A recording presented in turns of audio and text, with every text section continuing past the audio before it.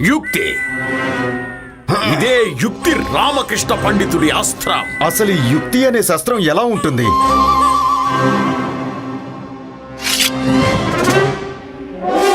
ఆ అస్త్రం నా ఖడ్గం కంటే కూడా పెద్దదా? మహాశయ, యుక్తి మా గురువు గారి దగ్గర ఉంటే కదా మీకు చెప్పేది. యుక్తి పండితు రామకృష్ణులు గారి దగ్గర ఉంది.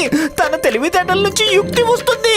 అందుకే ప్రతిసారి మళ్ళీ మళ్ళీ రామకృష్ణ పండితులే గెలుస్తూ ఉంటారు. కానీ నా కోరిక ఏంటంటే ఈసారి విజయ తిలకాన్ని నువ్వు దిద్దుకోవాలి. అందుకే నేను తమరి శ్రేయోభిలాషిగా మారి వచ్చాను.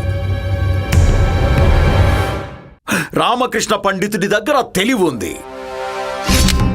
ఇక తను తన తెలివితో ఏ సమస్యలో నుంచైనా బయటపడడానికి మార్గం వెతుక్కోగలడు. గతంలో కూడా తను ఒక వస్తాదుని ఓడించాడు.